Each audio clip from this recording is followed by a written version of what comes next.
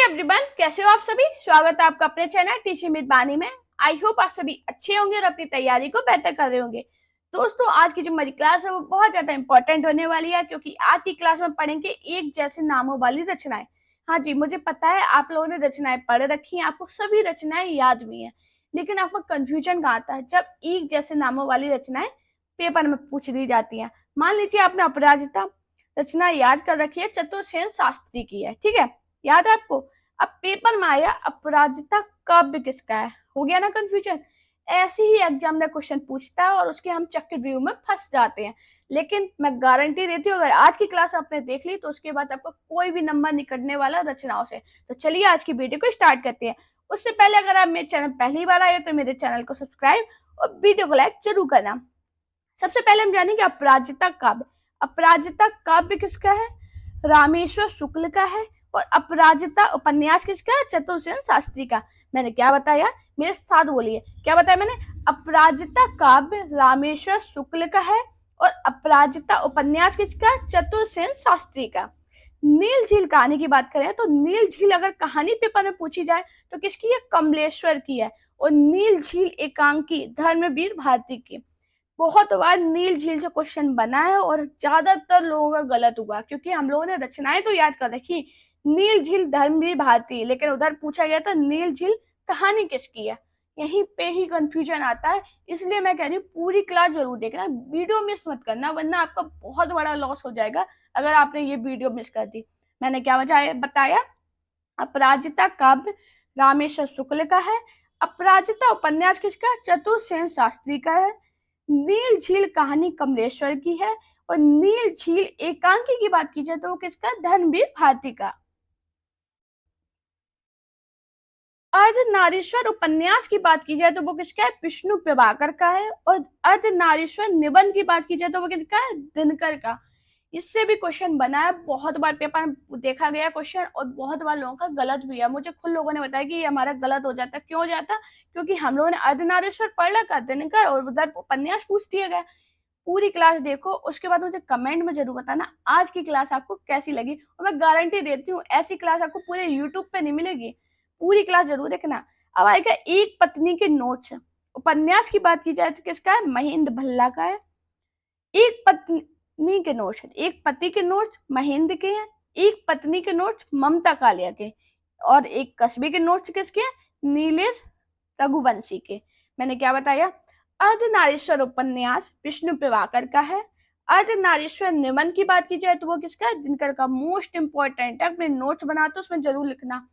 एक पति के नोट्स उपन्यास पूछा जाए तो महेंद्र का है।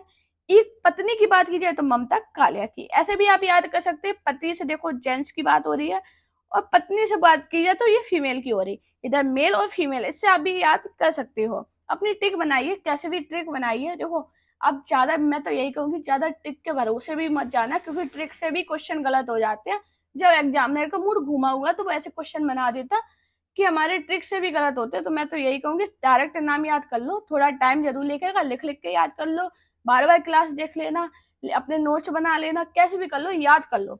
एक कस्बे की नोट्स की बात की जाए तो किसका है, नीलेश रघुवंशी का।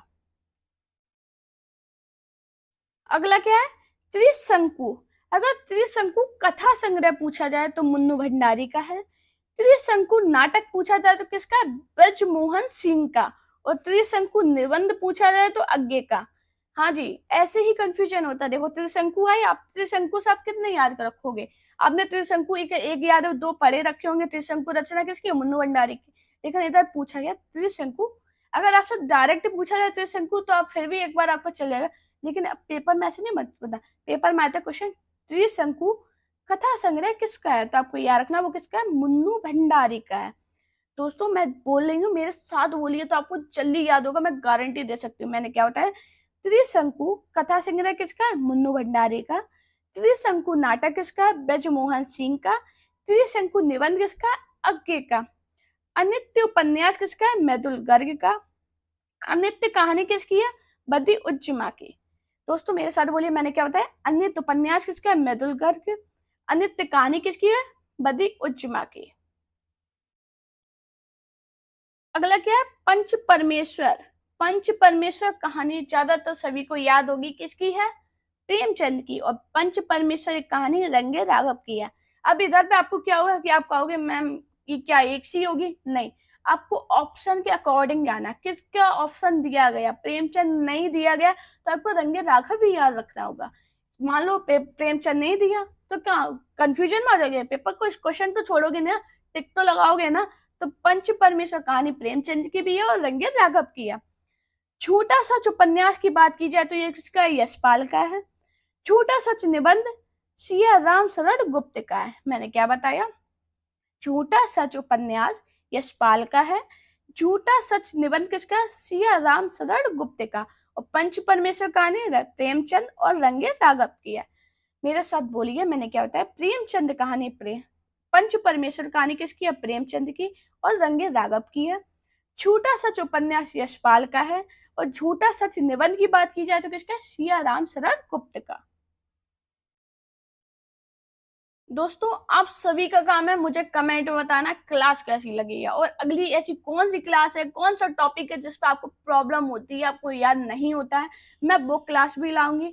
साथ में आप लोग मुझे कमेंट कर रहे थे कि मैम DTPLSB या BPSC का बैच लेके आइए।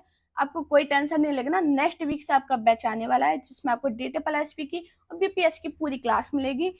आज आपको करना क्या है, मेरे चैनल को सब्सक्राइब, मुझे सपोर्ट करना है। अगर आप लोग मुझे सपोर्ट करोगे तो मैं प्रॉमिस करती हूँ आपके लिए इतनी अच्छी क्लास लाऊंगी। मैं और ज्यादा मेहनत करूंगी, नई नई चीजें ढूंढूंगी कि पेपर में कैसे पूछा जाता है।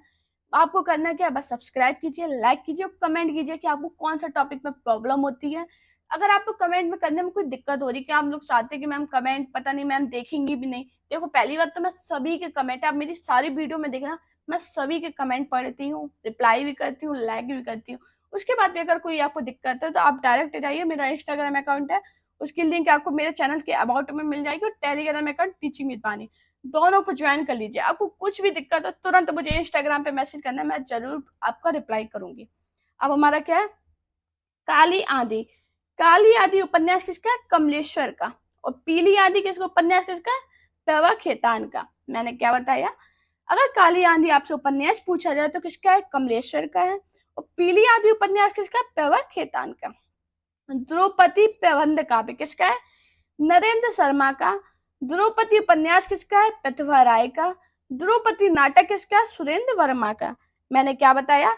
द्रौपदी प्रबंध काव्य नरेंद्र शर्मा का है। द्रौपदी उपन्यास किसका है? प्रतिभा राय का। द्रौपदी नाटक किसका है? सुरेंद्र वर्मा का। और काली आंधी उपन्यास किसका है? कमलेश्वर का। पीली आंधी उपन्यास किसका है? प्रभा खेतान का। हमारा अगला क्या है? बांधो ना नाव इस ठाव उपन्यास किसका है? उपेंद्र नाथ अशक का। बांधो ना नाव इस ठाव काव्य किसका है? निराला का। सन्यासी उपन्यास किसका है? ईला चंद्र जोशी।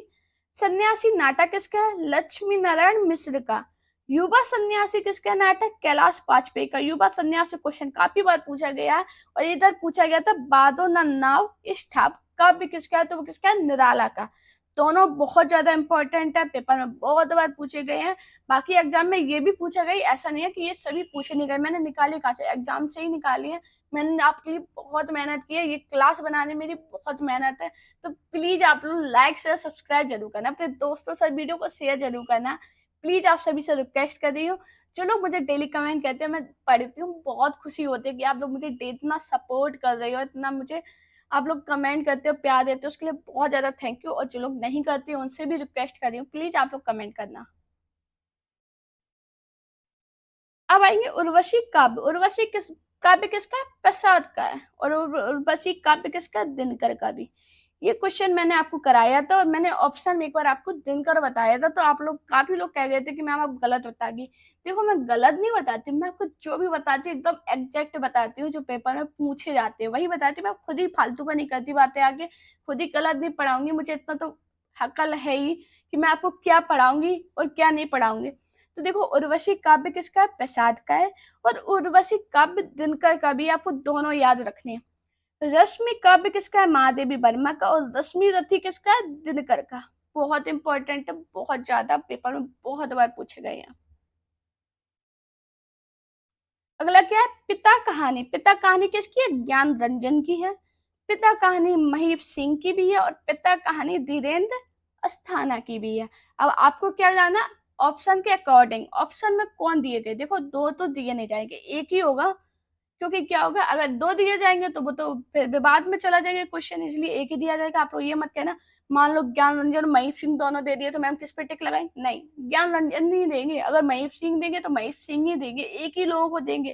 तो मैंने क्या बताया, पिता कहानी ज्ञान रंजन की भी है, पिता कहानी किसकी है, महीप सिंह की भी है, और पिता कहानी धीरेन्द्र अस्थाना की भी है।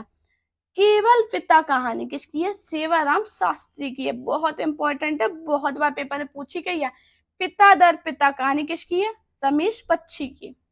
अब आपने पिता कहानी तो याद कर रखी हो, पेपर में दे दी कि केवल पिता, तो ये आपको याद रखना पड़ेगा, इसलिए आपके लिए क्लास लेके आई हूँ। मैंने क्या बताया, पिता कहानी ज्ञानरंजन की है, महीप सिंह की और धीरेन्द्र अस्थाना की है। केवल पिता कहानी किसकी है, सेवाराम शास्त्री की है, यात्री की है, और पिता दत्त पिता कहानी किसकी है, रमेश बच्ची की। अगला क्या है, मुक्ति पथ। मुक्ति पथ नाटक किसका है, उदय शंकर भट्ट का है। मुक्ति पथ उपन्यास किसका है, ईला चंद्र जोशी का है। मुक्ति पथ उपन्यास और किसका है, अभय मौर्य का।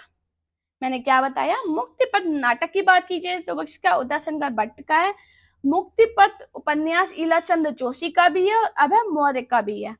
मुक्ति पर्व, मुक्ति पर्व उपन्यास किसका है, मोहन दास नेमी राय। ये भी बहुत इंपॉर्टेंट है, बहुत बार पेपर में पूछा गया। मुक्ति प्रसंग भी पूछा गया, ये किसका है, राजकमल चौधरी का। मैंने क्या बताया, मुक्ति पथ नाटक उदय शंकर भट्ट का है और मुक्ति पथ उपन्यास ईला चंद्र जोशी और अभय मौर्य का है। अगर मुक्ति पर्व की बात की जाए तो किसका है, मोहनदास नैमिष राय का है। मुक्ति प्रसंग किसका है, राजकमल चौधरी का।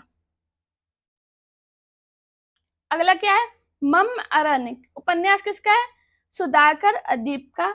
अंतिम अरण्य किसका है, निर्मल वर्मा का। आपको जाना क्या मैंने बताया, मम अरण्य किसका है, सुधाकर का। अंतिम अरण्य निर्मल वर्मा का। दीप शिखा काव्य किसका है, महादेवी वर्मा का है।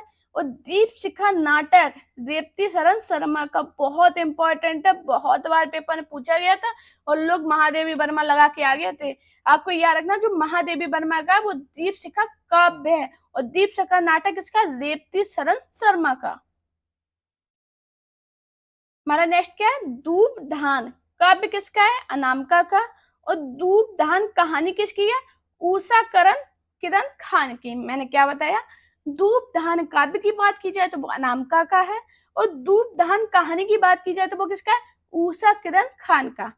राग विराग कहानी किसकी है, हरिशंकर परसाई की। और राग विराग निराला की कविता का संग्रह किसका, रामविलास शर्मा का। मैंने क्या बताया, राग विराग कहानी किसकी है, हरिशंकर परसाई की। और राग विराग निराला की कविताओं का संग्रह किसका, रामविलास शर्मा का। अगला क्या है, धरती। धरती काव्य किसका है, त्रिलोचन का। और धरती उपन्यास किसका, भैरव प्रसाद गुप्त का। ये भी बहुत बार पेपर में पूछा गया। वसीयत नाटक किसका है, भगवती चरण वर्मा का। और वसीयत नाटक किसका है, नागबोर दत्त का। मैंने क्या बताया, वसीयत नाटक किसका है, भगवती चरण वर्मा का भी है और नागबोर दत्त का भी है। और भगवत धरती काव्य की बात की जाए तो वो त्रिलोचन का है। धरती उपन्यास की बात की जाए तो भैरव प्रसाद गुप्त का है। हमारा नेक्स्ट है, गुनाहों का देवता उपन्यास किसका है, धर्मवीर भारती का। बहुत बार आप लोगों ने पढ़ा भी और इम्पोर्टेंट भी है, डायरेक्ट पूछ भी देते हैं कि गुनाहों का देवता रचना किसकी है, तो आपको याद रखना धर्मवीर भारती की है। लेकिन एग्जामिनर का मूड सटका तो वो पूछेगा देवता के गुनाह कौन है, कौन है, देवेश ठाकुर। मैंने क्या बताया, गुनाहों का देवता उपन्यास किसका है, धर्मवीर भारती का। लेकिन देवता के गुनाह किसकी है, देवेश ठाकुर का है। गुलाम बादशाह नाटक किसका है, नंद किशोर आचार्य का। गुलाम बादशाह उपन्यास किसका है, रूप सिंह चंदेल का। बादशाह गुलाम बेगम किसका है, गिरिराज किशोर का। मैंने क्या बताया, गुलाम बादशाह नाटक किसका है, नंद किशोर आचार्य का। गुलाम बादशाह उपन्यास किसका है, रूप सिंह चंदेल का। बादशाह गुलाम बेगम किसका है, गिरिराज किशोर का। और मैंने गिरिराज किशोर का। और गुनाहों का देवता उपन्यास किसका है, धर्मवीर भारती। और देवता के गुनाह किसका है, देवेश ठाकुर का। बहुत इंपॉर्टेंट है ये। ये भी बादशाह गुलाम बेगम, ये भी पूछा गया बहुत बार। हमारा अगला है उपसंहार। उपसंहार उपन्यास किसका है?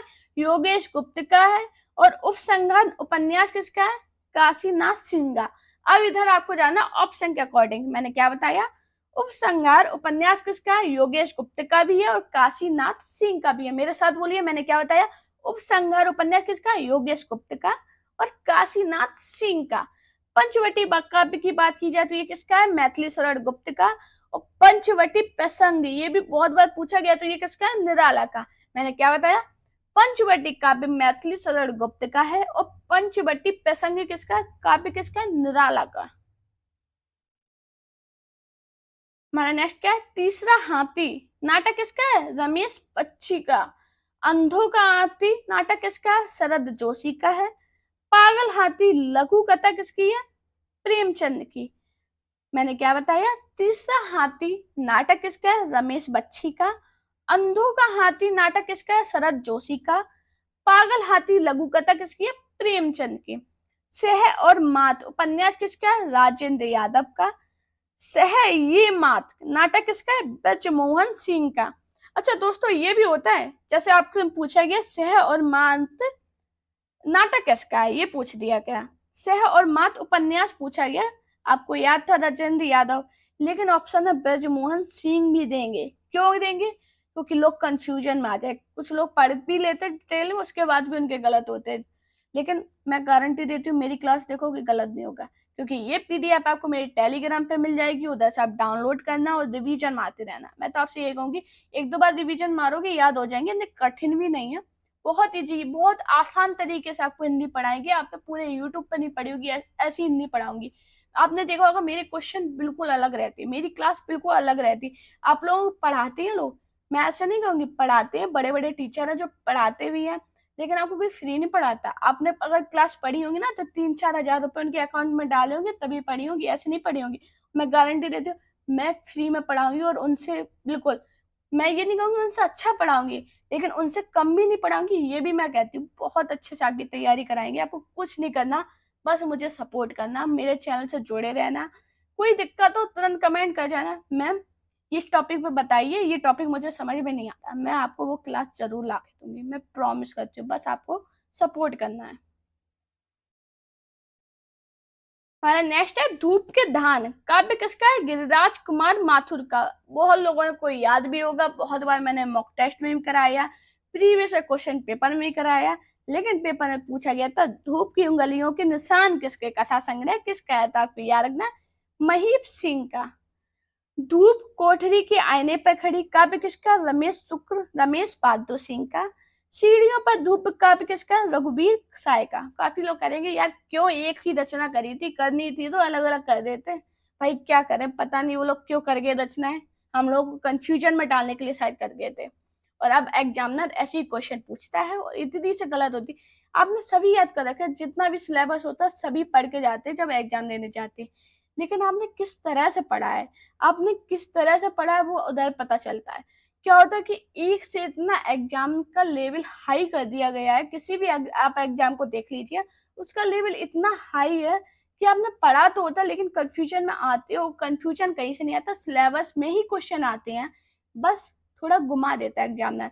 पेपर में पूछ दिया गया धूप के दाना, आपको याद है गिरिराज कुमार माथुर का है। अब पेपर में पूछा गया धूप की उंगलियों के निशान कथा संग्रह किसका है? अब काफी लोग करके आएंगे गिरिराज कुमार माथुर का, और वहीं पे गलत होते। आपको तो देखो रचनाएं दी थी और आपको सिलेबस में रचनाएं दी गई थी, आपका गलत हुआ ना, इसी वजह से कहते क्लास को पूरा देखा कीजिए, उसके बाद रिवीजन भी मारा कीजिए। मैं गारंटी देती हूँ आपने मेरे चैनल से पढ़ाई की, आपका सिलेक्शन जरूर होगा। हमारा अगला है धूप में जग रूप सुंदर। काव्य किसका है? त्रिलोचन का। धूप के हस्ताक्षर किसका? गजल किसका? ये गजल है, और किसका है? ज्ञान प्रकाश विधेय का। बहुत इंपॉर्टेंट है। पक गई है धूप काव्य किसका है? रामदरस मिश्र का। उबरती हुई धूप उपन्यास किसका है? गोविंद मिश्र का। टहनियों पर धूप कहानी किसकी है? मेरू निस्सा परवेज की। धूप की तलवार कविता किसकी? केदारनाथ अग्रवाल की। आप लोग कहोगे मैंने एक धूप पढ़ी थी, कितनी सारी धूप पढ़ा दी मैम ने। वही मैंने वही पढ़ाया जो पेपर में पूछे जाते हैं। मैंने क्या बताया? धूप में जग रूप सुंदर काव्य किसका है? त्रिलोचन का। धूप के हस्ताक्षर गजल किसका है? ज्ञान प्रकाश विदे का।